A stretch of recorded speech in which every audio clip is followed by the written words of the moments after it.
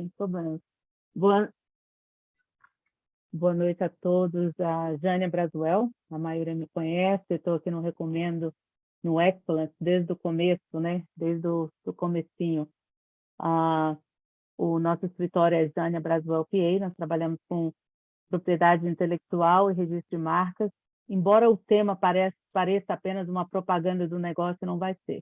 Então, eu vou falar um pouquinho sobre cada tipo de serviço que a gente oferece, exatamente porque muita gente fica guiado, né, apenas por um tipo de vista ou uma solução única e às vezes nem sabe que existem outras soluções para a sua vida ou para os seus planos.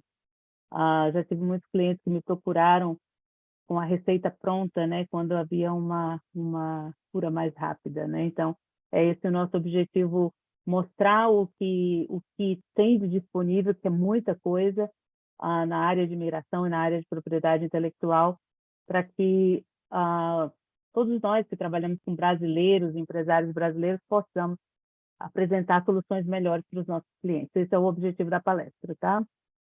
É um prazer estar aqui, bem-vindo aos nossos convidados, é sempre bom ter convidados e é sempre bom também falar para os nossos amigos aqui e membros, né? E é um prazer compartilhar um pouco mais do meu trabalho, afinal todos aqui me ajudam a vender o meu trabalho para os demais, né?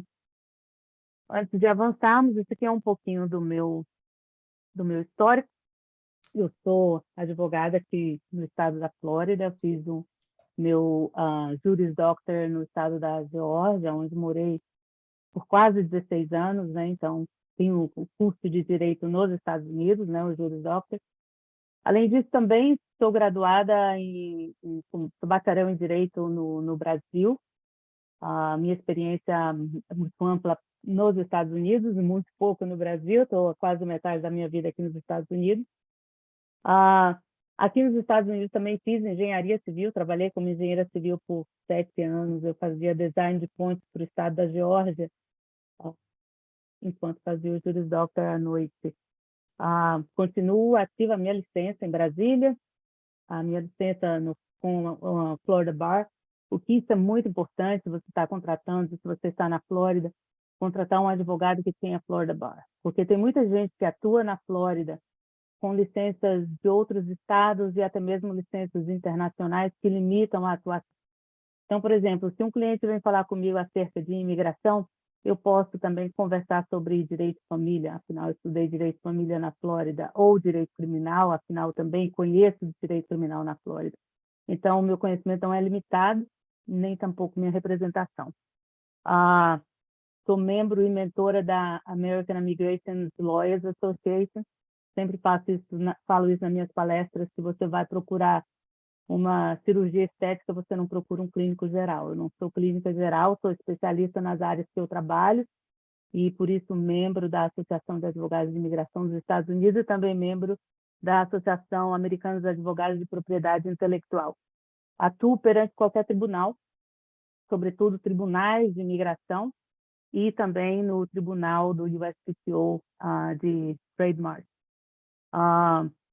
Ofereço conferências em qualquer lugar, conferências em inglês, conferências em portunhol, conferências em português.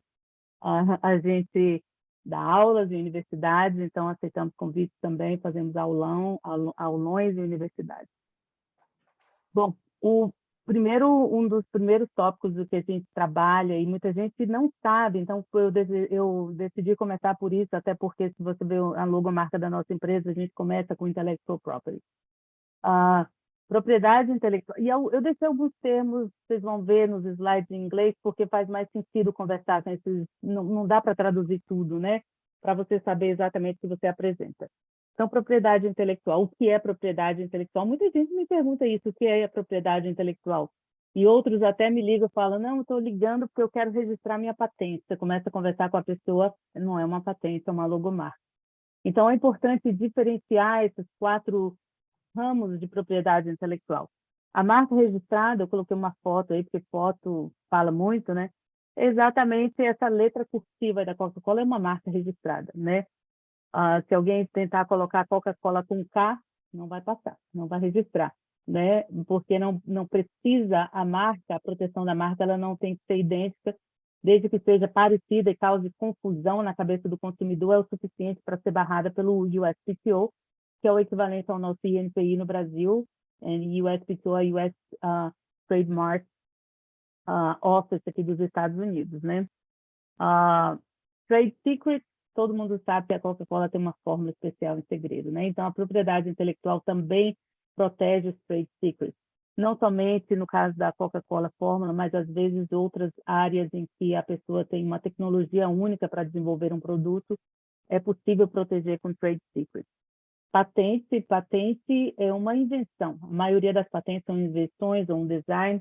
Você veja que no caso da Coca-Cola, por exemplo, a Coca-Cola, o design da garrafa da Coca-Cola foi feito para que pessoas conhecessem esse design no escuro.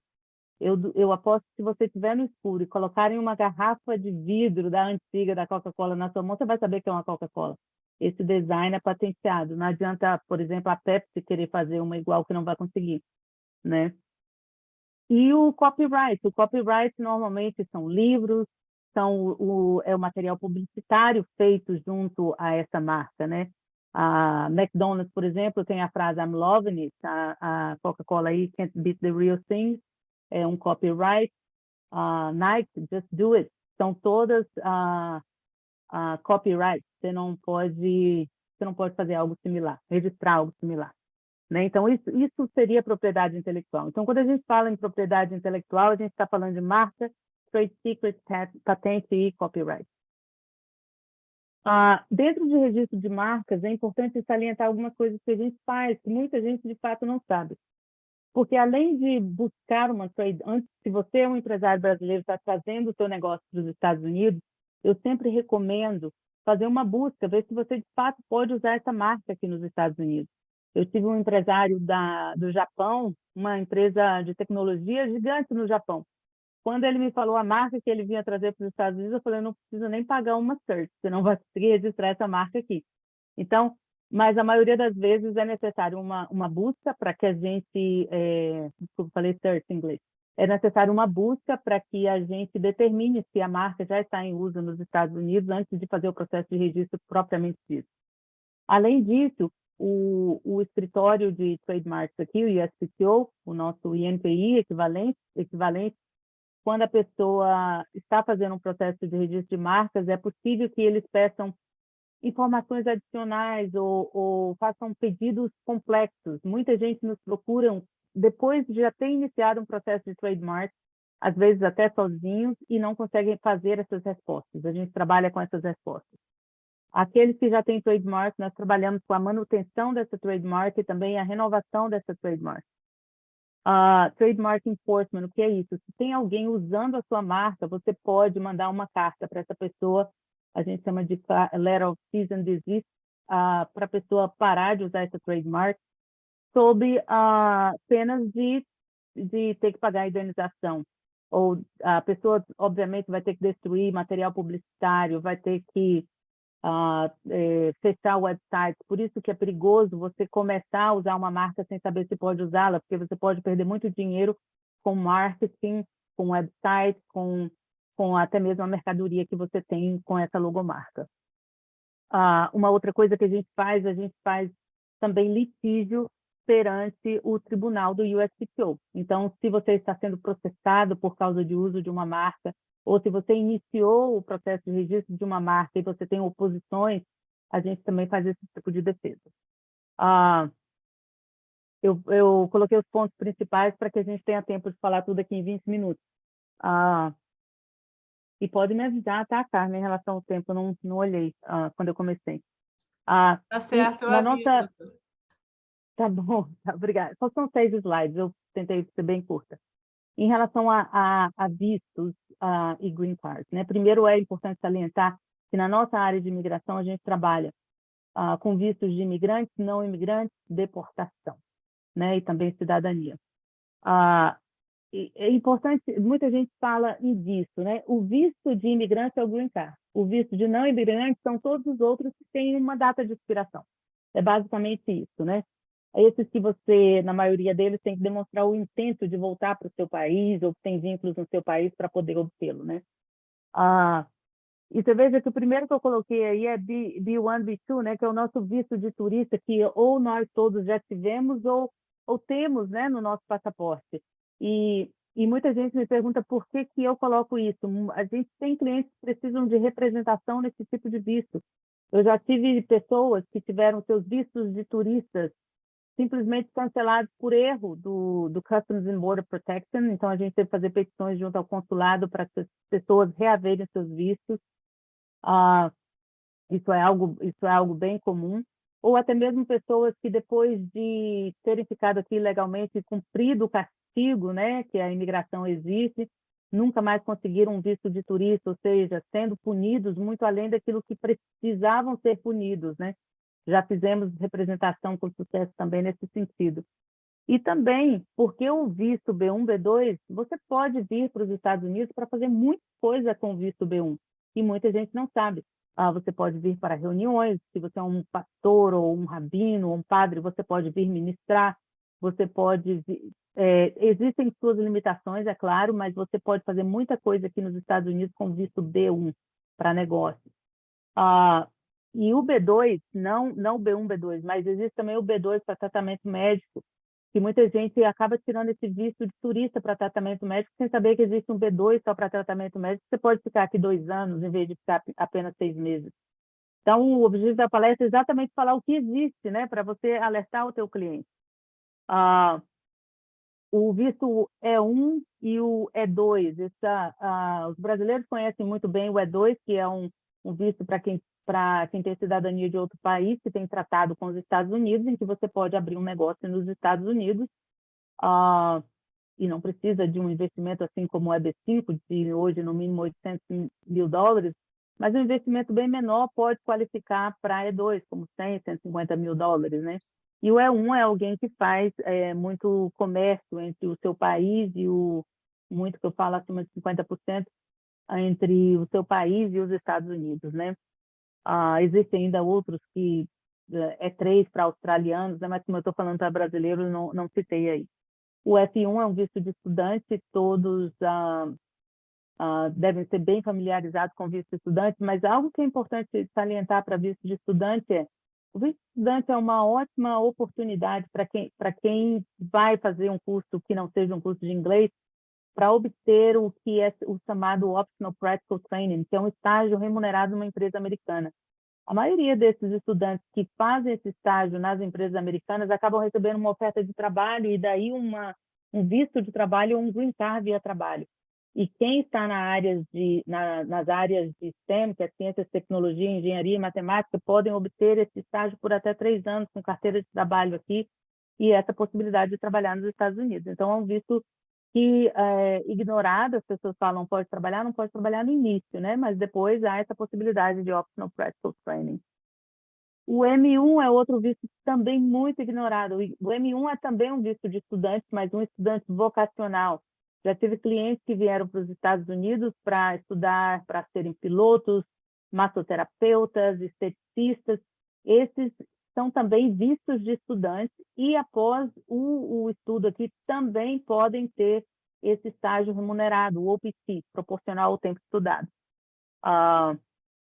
H1B, agora dia 30 é amanhã, né? Dia 30, depois de amanhã, a imigração tem que receber as petições finais do H1B. Hoje, por exemplo, eu tive uma reunião até com minha assistente, eu falei, deixa para amanhã, porque o H1B aqui está tomando o nosso tempo.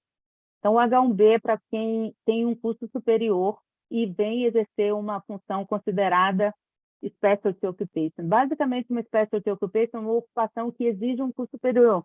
Então, já fizemos H1B para várias profissões, desde a interior designer, né?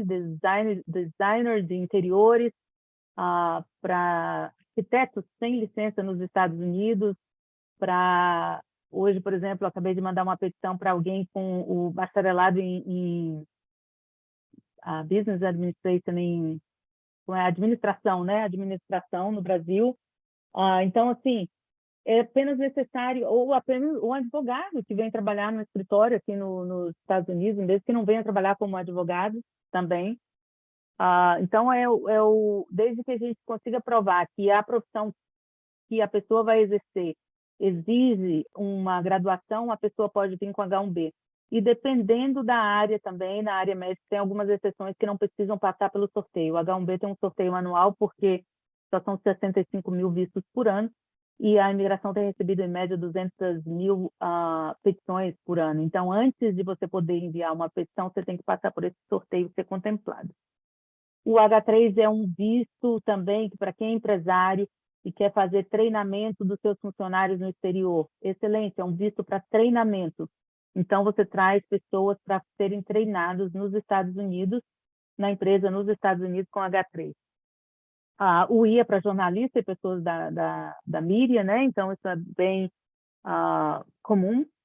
O J1 é o Exchange Visitor, mas também pode ser usado para algumas profissões temporárias de verão. Mas a maioria dos estudantes, por exemplo, de medicina, que vem fazer fellowship, que vem fazer residência, eles vêm com o J1. Aquelas au pairs que vêm trabalhar em casas de família também, cuidando de crianças também, vêm com o J1. Então, é mais um visto aí bem usado. O PA é o visto de noivo, né? Então, tem muita gente, por exemplo, que está num relacionamento com um americano e nunca conseguiu o visto de turista. A maneira mais rápida de trazer é com visto de noivo. O L1, tanto o L1A quanto o L1B, fazemos demais aqui no escritório a transferência de executivo e gerente de multinacional, desde que você tem uma empresa no exterior e uma filial, uma sucursal, uma afiliada nos Estados Unidos, você pode trazer um gerente executivo ou um profissional especializado. Aquele profissional que detém um conhecimento único sobre algo na sua empresa também pode ser transferido, esse seria o L1B. E nesse caso, eu gosto de comentar o caso do Fogo de Chão, né, que traz os seus gaúchos com o L1B. E inicialmente, quando a Fogo de Chão fez L1B para os gaúchos, né, foi negado pela imigração. A imigração entendeu que um garçom servindo carne no espeto não tem nada de especializado, né? Mas Fogo de Chão apelou e hoje é como os gaúchos, Fogo de Chão vem, profissionais especializados. Então, só exige um pouco de criatividade, né? E, de fato, não é qualquer um na esquina que sabe cortar a carne de churrasco, né? Nós brasileiros sabemos disso, né? O O1 é para alguém que tem habilidade extraordinária em arte, ciências, e hoje em dia a gente já consegue até mesmo para empresários, né? Alguém que de fato está no topo da sua profissão como empresário. Essa semana, por exemplo, atendi um jogador de tênis, a gente está fazendo um O1 para ele, ou possivelmente um P1. Então, pode trazer também atletas. O P, aí para atletas, para artistas, para esse entertainer, pode ser qualquer pessoa que está trazendo algo único e cultural para difundir a sua cultura aqui nos Estados Unidos. Esse seria o P3. Já vi P3 até para cozinheiro, porque estava querendo difundir a culinária do seu país aqui durante o tempo que ele ia ficar com P3, né? Então, a criatividade para vistos, o objetivo dessa palestra é falar para todos o que existe. E quando eu estou com um cliente no meu escritório, numa consulta, eu, de fato, faço como médico, uma análise e ofereço exatamente os vistos que, de fato, se adequam à pessoa. O R1, fazemos demais. Visto religioso no nosso escritório, acho que o nosso escritório aqui na Flórida é conhecido como o escritório dos vistos religiosos. Faço palestras sobre o assunto para outros advogados, e visto religioso independente da religião, né? Então, pode ser um rabino, um pastor, um líder de louvor, um padre, né? Até religiões mais macabras, né? Digamos assim, também podem ser aprovados. O objetivo do visto religioso é que a pessoa venha propagar sua fé aqui nos Estados Unidos. E o visto religioso, a pessoa pode ficar aqui 2 anos e meio com ele, renovável por mais de 2 anos e meio, e daí obter um green card. É um dos caminhos mais rápidos, inclusive, para o green card. Tem que ter uma igreja convidando, pode ser um missionário, líder de louvor, e não pode trabalhar em outra área, mas é uma opção muito boa também. Existem também alguns países e isso eu estou falando porque tem alguns brasileiros que têm outras nacionalidades, como Canadá e México, que você pode, se você, por exemplo, tem uma das profissões dentro do NAFTA, como psicólogo, por exemplo, que a gente fez há pouco tempo, você pode vir para os Estados Unidos sem ter que fazer processos longos de visto de trabalho ou green card via trabalho. Você literalmente se lança mão desse tratado para poder entrar com a carta convite da empresa e mostrando suas qualificações e a função que você vai exercer. E assim você entra aqui nos Estados Unidos. Falar um pouquinho de green card e depois Fechamos os 20, só mais tá, 2 doutora? slides. Tá. Os green cards, existem os green cards via família e os green cards via trabalho. É importante salientar, green card via família, a maioria já sabe quem qualifica, mas quem é casado com alguém que tem green card, o cônjuge pode pedir green card para essa pessoa. E os green cards via trabalhos, existem várias opções. O que é importante salientar, que muita gente não sabe, é que você pode pedir, por exemplo, o EB3 para pessoas de qualquer nível profissional, até sem experiência. A gente já fez green cards EB3 de sucesso para recepcionistas, para trabalhadores com solda, enfim. Não, simplesmente pedindo uma high school. Não precisa ter um currículo excepcional para poder vir aqui com um green card EB3, por exemplo. Vale salientar que o EB5 ainda está suspenso, os centros regionais estão agora no processo de submeter novamente toda a documentação para a imigração, para que novamente possam ser aceitos os investimentos via EB5. Cidadania, também trabalhamos com processo de cidadania, e uma coisa que eu sempre analiso os clientes quando chegam no meu escritório, às vezes tem gente que já é cidadão americano e nem sabe. Teve uma cliente canadense que veio aqui para renovar o green card dela, que ela tinha feito não sei aonde, com outro escritório. Eu falei, por que você está fazendo green card? Você é americana. Ela não sabia. Ela não sabia que era americana, porque a cidadania acontece, claro, nascimento aqui e naturalização, mas existe a cidadania via aquisição e derivação. A aquisição é aquele que nasce no exterior, mas filho de pai ou mãe americano que está vivendo nos Estados Unidos. O meu filho é um exemplo bem clássico disso. Há quase 18 anos atrás, nasceu acidentalmente em Brasília, e a Embaixada Americana emitiu um passaporte de americano nascido no exterior para ele. A derivação, também já fiz vários casos de derivação. Se você é americano, tem um filho menor de 18 anos no exterior, quer trazê-lo como americano, fala comigo. Também dá para trazê-lo como americano.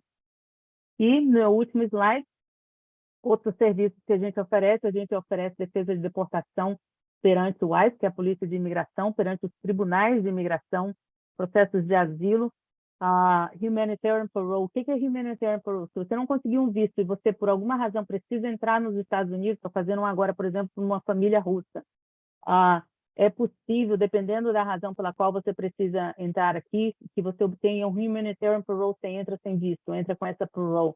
O pessoal, os parentes das vítimas do shooting, né, esqueci a palavra em português, que teve no Texas, eles estão entrando também com humanitarian parole. Correções no I-94, você entrou nos Estados Unidos, o seu I-94 está errado. Se você precisa apenas de uma autorização de trabalho, uma re-entry permit, se você tem green card e precisa passar vários anos no exterior, ou até mesmo uma autorização de viagem, também fazemos esse tipo de trabalho. Bom, eis o nosso contato. Se você é membro do Recomendo e nos enviar um WhatsApp falando sou membro do Recomendo, a minha assistente está autorizada a agendar uma chamada inicial gratuita comigo. Tá bom? Dúvidas ou não tenho tempo para dúvidas? Muito bom, doutora, muito obrigada. São temas que abrem muitas perguntas, né? Mas aí a gente pode ser que a gente abra aqui pelo nosso tempo 2 ou 3 perguntas, né? A Flávia já levantou a mão aqui e a gente vai abrir para quem quiser fazer pergunta ou alguma consideração. Fala, Flavinha. A minha pergunta é a seguinte, você falou desse visto do B1, B2, né, da pessoa vir fazer uma reunião de trabalho. Suponha um caso de um palestrante que vem para cá para dar uma palestra. Isso pode ser remunerado? Ele pode receber dinheiro por uma palestra aqui ou por um curso, alguém que tenha uma especialização e venha dar um curso aqui, pode receber com esse visto B1, B2? Eu escrevi um artigo sobre as vantagens e limitações do visto B1, B2. Me lembra que eu te encaminho. Responde todas essas perguntas. Eu prefiro que receba no Brasil. Respondendo, mas existem várias coisas que você consegue fazer aqui, sim, com visto B1, mas eu prefiro que pague no Brasil. E não venha substituir um palestrante americano, coisa assim. Tá bom? Mas me lembra que eu te envio o artigo. Tá, obrigada. O Vitor também levantou a mão. Isso. Eu não sei quem foi o terceiro. Eu não sei quem foi o terceiro, Carmen. Você falou Terceiro 3 foi o perguntas, eu vi Sandro. o Vitor. Tá Bom. é só um overview de como está a imigração hoje, em termos de demora do processo e tudo mais. Está melhor, está bem melhor, principalmente porque em março a imigração publicou que ia acelerar vários casos, e inclusive de autorização de trabalho, que estava demorando 1 ano, agora de fato está saindo em 3 meses. E também temos visto mais aprovações desde que sem falar de política, né? Mas só mencionando, desde que a administração do presidente Biden entrou, as aprovações têm aumentado, sim, embora tenha tido mais crise na fronteira, né? Legal. Marcelo.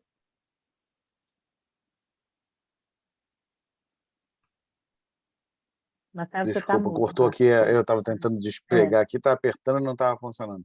Doutora, a senhora falou do EB3, que a pessoa não precisa ter qualificação específica, isso para mim foi até novidade. É possível a gente trazer mão de obra do Brasil especializada, mas sem formação acadêmica, para exercer função aqui, mesmo que tipo, não seja uma mão de obra tão difícil de encontrar aqui nos Estados Unidos? Tipo, você comentou ali, o cara de metalurgia, né, um serralheiro, um cara muito especializado no Brasil, mas aqui difícil até de encontrar, mas tem, né? Não é coisa impossível. Não, tem que começar o trabalho primeiro. Se não encontrar candidato, aí sim você pode trazer um estrangeiro. Você tem que publicar a vaga, abrir um processo, é isso? Exato. Tá. Mas você sabe a realidade? Não está achando. Nem para receber. Não está achando, não. Isso eu já sei, que não está achando. A gente faz as publicações de acordo com a lei tem exigido e não dá. Não acho, verdade. Exato. Ok. Tem limite de salário? Tem teto? Tem coisas mínimas de paga de salário? O salário tem que ser da categoria. O Departamento de Trabalho quem estipula o salário. Uma recepcionista, por exemplo, em média 30 mil. Legal, bom saber. Bom, acho que a gente vai ter aqui o Sandro agora. Sandro. Doutora, parabéns aí pela apresentação, muito prazer. Obrigada. A minha pergunta, inclusive, a gente pode até deixar para um outro momento, porque é uma coisa específica da medicina, né? Então, eu tenho uma esposa que ela é pediatra neonatologista, a gente tem Green Card, ela hoje está se formando em enfermeira, porque ela vai fazer depois o Nurse Practitioner, mas existe uma possibilidade dela ter uma permissão de trabalho sem ter que fazer mais de 1 ano e meio de estudo? Especificamente na Flórida? Nós tem algo bem específico. Existe algo que se chama Schedule A. Isso é muito importante para quem quer trabalhar. Só existem 2 profissões que podem fazer isso. Physical Therapist, esqueci o nome em português. Physical Therapist e Nurse Practitioner. Exato. Só essas 2 profissões podem fazer isso. Você não precisa testar o mercado de trabalho, porque os Estados Unidos já reconheceu que essas 2 profissões podem vir sem testar o mercado de trabalho. Se ela tiver um empregador, ela pode obter o green card direto, desde que 2 condições: tenha passado na prova, o GSF alguma coisa, ou tenha a licença de nurse no estado que ela vai prestar. Só uma das 2. Na verdade, o green card a gente já tem. O negócio é a permissão para ela atuar na área de neonatologista ou pediatria, entendeu? Então, a pergunta era para ver se a gente tinha como avançar. É o exame. Ok. Não, tem que fazer o teste, tem que fazer o teste ou a licença do Estado, um ou outro. Tá, joia. Obrigado. Bom, o pessoal tinha falado 3, mas tem o Rainer e o Jean. Se for rapidinho, dá para a doutora responder. Vamos lá, Rainer. A minha é lightning, é rapidinha. Doutora, os Estados Unidos e o Brasil aceitam a terceira cidadania? Não existe tratado direto com o Brasil. Os brasileiros que vêm com E2, não, aceita sem perder. Sim, não tem nenhum problema. Tem um caso na Suprema Corte brasileira em que uma mulher perdeu a cidadania americana, mas porque matou o marido e teve que ser extraditada, e a aplicação da sentença não foi erga omnes, ou seja, de alcance genérico. Então, não, eu vou falar o meu caso específico. Eu tenho a cidadania americana e a brasileira, mas meus pais são da Áustria. E o meu irmão falou: por que você não pega a cidadania da Áustria, do mercado europeu, da União Europeia? Não tem problema. Você perde a americana ou a brasileira pegando a europeia? Não perde. A gente tem problema com clientes de outros países, como iranianos, por exemplo, tem que abrir mão da cidadania quando se tornam americanos. Mas Brasil, Áustria, não tem nenhum problema. Estados Unidos também. Pode ter 3 cidadanias. Não. Países amigos assim, não. Nenhum problema. Ok. Jean, fechando aqui com o Jean agora. Hoje a minha assistente viu um cliente aqui, nome Jean, ela falou: o Dino escreveu. O Dino. Né?